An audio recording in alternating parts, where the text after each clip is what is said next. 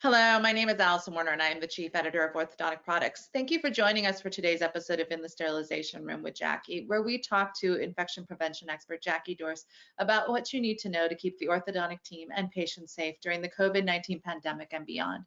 For over 20 years, Jackie has been a consultant specializing in instrument sterilization and infection control and prevention in the dental setting. She has degrees in microbiology and dental hygiene and has been a featured speaker at the American Association of Orthodontists and the American Dental Association. Hi, Jackie. Good to see you. Hi, Allison. It's good to see you. And we continue to navigate through the COVID-19 pandemic. Here we are in September, right at the end of September 2021. Yep, exactly. And we're actually going to focus a little more on the sterilization room today. Oh, good. Going back to our title. So we're going to take a brief pause on the COVID for today. But we want to talk about kind of the end of year equipment purchases, because throughout 2021, much of your practice purchases have likely been related to the pandemic, everything from N95 masks or N95 respirators to HEPA filters related to airborne disease mitigation and infection prevention. And all of this impacts the business side of your practice and the bottom line. Now, as we enter Q4, which is going to start on October 1st, which is in a couple of days from when we're recording this, many of you are meeting with your financial advisors, and they are advising you about capital equipment purchases before the end of the tax year. So, Jackie, you have some advice for orthodontic practices looking at making these purchases. You're right, Allison. In all the years that I've been consulting, the fourth quarter gets to be a busy time for doctors because a lot of times the financial advisor will come back and you're looking at the year and expenditures and how can we best use the financial resources we have. And if there is a need for any capital equipment purchases in the office, then the fourth quarter is the time to go ahead and make those before year end. And so a lot of times at this time of the year, I get calls from orthodontists that say, well, I've been considering remodeling the sterilization room. So Jackie, which sterilizer would you recommend? And you know, it's like I just have a ABC template. And there isn't a template for a practice because it depends on the number of patients you see per day, the physical configuration even of your office. And now we even get into treatment protocols. It's changed the instrumentation that we use in orthodontic practices, where they've changed from the bulk of their patients being aligner patients to I shouldn't say still, but putting bands and brackets on patients. So they would use different instrumentation and need different size cassettes, different numbers of cassettes. And one of my first things to talk with doctors about is, you know, what type of instruments to use, how many, and what's the volume going through. And then we can look at the equipment that goes into the sterilization room. And it's a great place to start with doing those capital equipment purchases, because they have to usually invest in new sterilizers. Very often the orthodontic practice may have used dry heat sterilization, that DDS 5000 sterilizer that is now being discontinued. And they're replacing it with autoclaves, and that gives them a universal method of sterilizing handpieces, instruments, all of the items that they need to sterilize in steam sterilization. And then looking not just at the sterilizers, but the cleaning equipment. Ultrasonics have been the main method of cleaning instruments in orthodontic offices, but now they have a more automated technology, instrument washers, that are available to them in sterilization room. And then it's so important to clean and lubricate handpieces in between each patient use. The automatic handpiece cleaner lubricators that can clean and lubricate 3 handpieces at one time in under 2 minutes are a great investment to put into the sterilization room.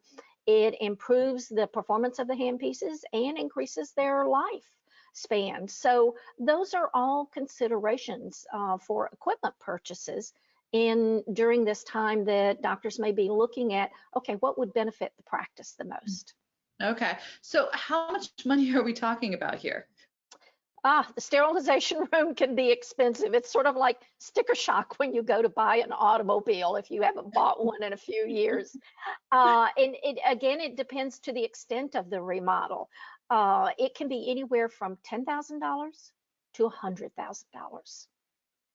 I know I had worked with one client in New Jersey, and at the end of the project, it took us about 7 months to complete the remodel of their sterilization room.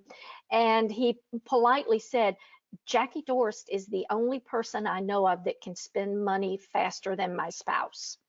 So it can be, but I truly try to be as conservative Hmm. as I can when we're looking at those expenditures in the sterilization room. So let's break it out a little bit. Autoclaves can cost anywhere from now a tabletop autoclave $6,000 to $10,000. Whether it has new automated technology that can record each cycle time, the pressure, the time, the temperature, which is required by CDC, or it's one of the older type models that the staff is going to have to keep a written record of those. So upgrading to technology.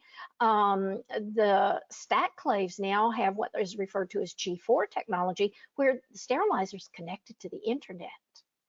And the company actually monitors all of their equipment.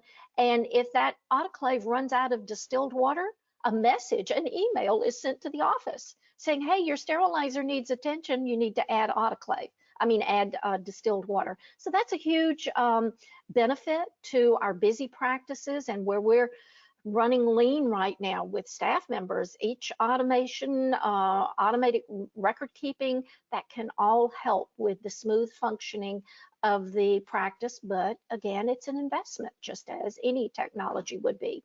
So, like I said, anywhere from $6,000 to $10,000, and many orthodontic practices need 2, 3, or maybe even 4 sterilizers, depending on the volume.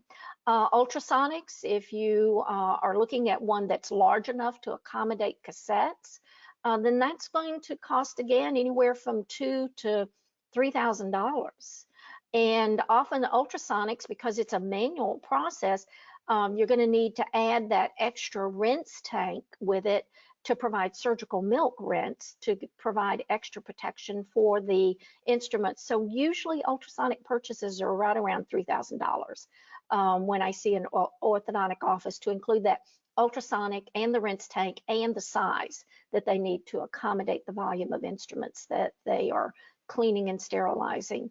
And then looking at an automatic handpiece lubricator, most of those are manufactured outside the United States. So then you run into currency exchange and it can fluctuate up and down. And but a cost is anywhere from, I'm going to say $1,800 to $2,600. So you can see how it adds up quickly.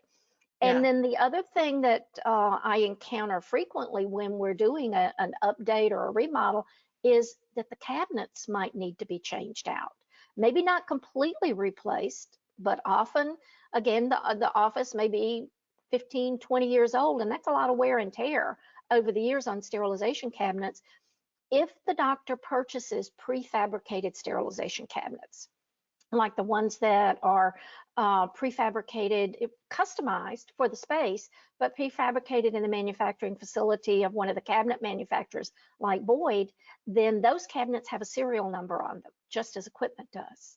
So that can be considered equipment for tax purposes, if you will. And those cabinets can, again, be anywhere from $10,000 to $30,000. Depending on the size and the fabrication. So when I say $10,000 to $100,000, you can see how all of that would add up, replacing equipment, cabinets, maybe cassettes can even be considered the equipment with it. So it adds up. Okay, definitely. Well, Jackie, when we've talked in the past, you've mentioned that a sterilization remodel can take anywhere from 3 to 6 months of planning. So given that these purchases need to happen in the next 3 months, what do you think orthodontic practices should focus on? Yes, when we've talked in the past, Allison, we went through the 5 stages of doing a sterilization remodel. And I would invite any doctor that's looking to do that, to update or remodel their office, to look at those 5 episodes that we had of In the Sterilization Room. And it'll give them a good overview of a complex process, really. And I often in the fourth quarter over the years, not just during the pandemic, we'll get a call from doctors saying, okay, I need to buy a new sterilizer. Which one do you recommend, Jackie? It depends on what size cassettes you're going to use. And I usually like to start with the instruments. How many instruments are you sterilizing, and go from there. But if they need to make a purchase now, especially during the pandemic, they need to do it quickly. Because just as with masks, gloves, disinfectant wipes, there is now a shortage of sterilization equipment. And you've heard in the news about the delays, and if you want to buy a new car, you may not be able to go out and readily buy a new car. And because of chips shortage, supply of raw materials, and shipping delays. Yeah. There are a lot of those delays now. So if a doctor's looking to buy an ultrasonic, or a sterilizer, I'd recommend that they place that order ASAP, as quickly as they can. I recently, this last week, talked with one of the manufacturer's reps on sterilization equipment, and he said, yeah, we're really back ordered on it, unfortunately. And I'm concerned that there are a lot of doctors who would like to update their equipment and may not be able to get it in during this fourth quarter. So if this is a capital equipment purchase that doctors are looking and considering now, please go ahead and get started on it this week. If we're right in the first week of the fourth quarter, so it's important to get organized and make a wise decision purchase. Don't just, because I'm telling you, hey, there's a shortage and everything out there, don't just go buy anything, because it could be an equipment that you're not going to be able to use in the future.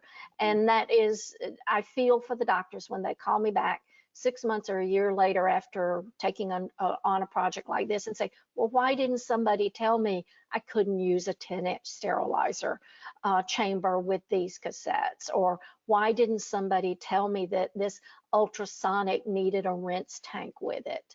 So please, get good technical advice on it and plan a comprehensive project with it, so that you make wise decisions and you make good investments on that capital equipment purchases, especially now during the pandemic, because it's been so expensive investing in the HEPA filters. And another thing that we didn't talk about, it's not in the sterilization room, Allison, but another equipment update, if the offices needs to do this, is replacing the vacuum pump.